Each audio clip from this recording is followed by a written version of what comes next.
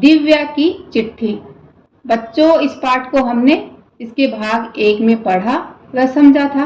अब इसके अभ्यास प्रश्नों को देखते हैं।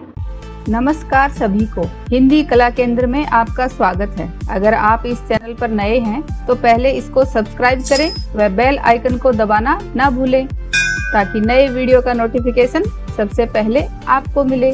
पत्र से दिव्या ने किसको पत्र लिखा? दिव्या ने अपने पिताजी को पत्र लिखा। दिव्या ने पापा को क्या क्या लाने को कहा? तो ये हमने पत्र से जाना कि दिव्या ने पापा को चाबी वाली कार, पटरी वाली रेल, ताली बजाने वाला बंदर और ढेर सारे खिलौने लाने को कहा। सोनू ने दिव्या की कौन सी चीज गुम कर दी?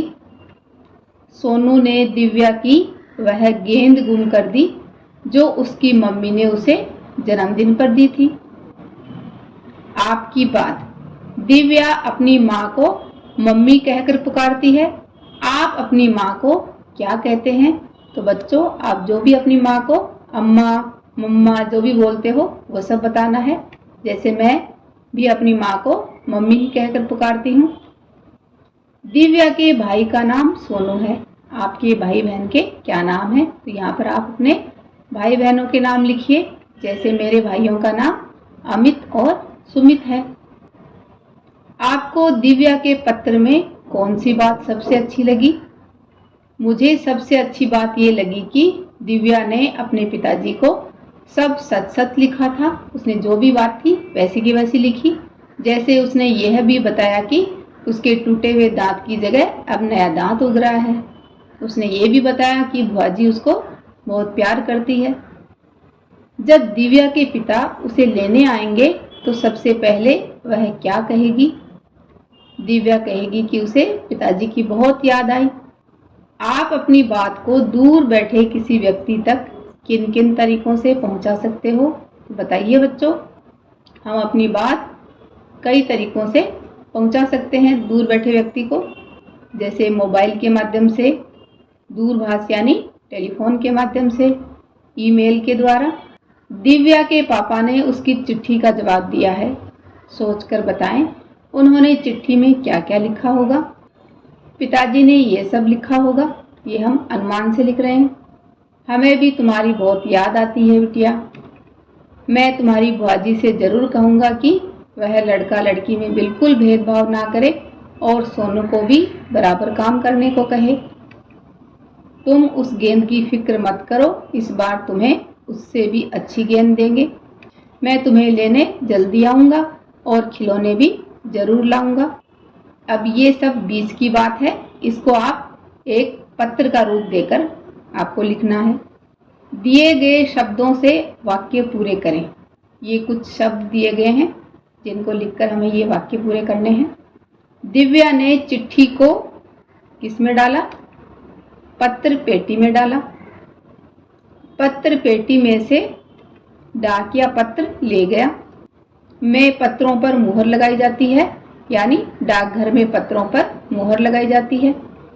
पत्र पेटी को लेटर बॉक्स भी कहते हैं। चिट्ठी का दूसरा नाम पत्र भी है। भाषा की बात। पढ़ें और लिखें। प्रार्थना, इसको पढ़ो और लिखते जाओ। आज्ञाकारी, श्रीमती, विद्यालय, शिष्या, सविनय। पढ़ें, समझें और लिखें। यहाँ पर देखो बच्चों, इनमें क्या अंतर है? महोदय और महोदया। तो ये पुल्लिंग है और ये स्त्रीलिंग है। ऐसे ही अगर स्त्रीलिंग है श्रीमती तो पुल्लिंग के लिए क्या आएगा? श्री। अध्यापक, अध्यापिका, माता, पिता। मान लें कि आपको अपने चाचा जी की शादी में जाने के लिए 2 दिन का अवकाश चाहिए, यानी आपको 2 दिन की छुट्टी चाहिए। इसके लिए अपनी मुख्य अध्यापिका को प्रार्थना पत्र अपनी अभ्यास पुस्तिका में लिखें। तो बच्चों, ये आप अपनी अभ्यास पुस्तिका में लिखो, जो कि इस प्रकार हो सकता है। सेवा में श्रीमती मुख्य अध्यापिका, सरस्वती विद्या मंदिर रेवाड़ी। तो यहाँ पर जो भी आपकी स्कूल है उसका नाम आएगा। विषय चाचा जी की शादी में जाने के लिए विद्यालय से छुट्टी लेने के संबंध में।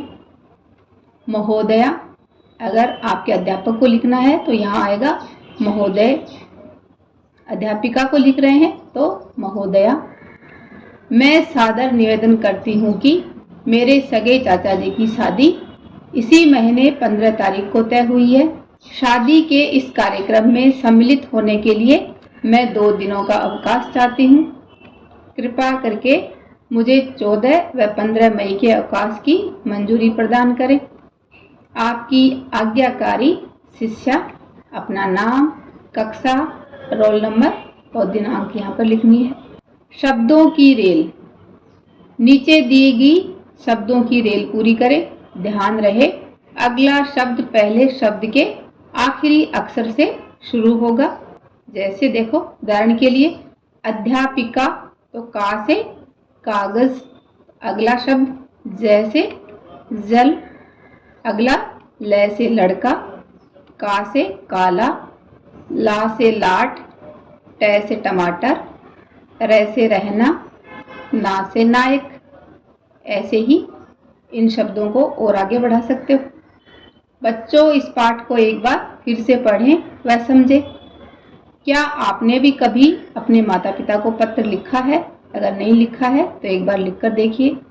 लिफाफे में चिट्ठी डालकर भेजने पर कम से कम कितने रुपए की डाक टिकट लगानी पड़ती है, इस बारे में पता करें।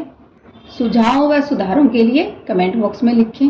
अगर हमारे वीडियो बन ही रहे हैं आपके फेवरेट, तो फिर क्यों ना करें इनको लाइक, सब्सक्राइब और रिकमेंड। हमें और बेहतर बनाने के लिए आप कर सकते हैं कमेंट। धन्यवाद।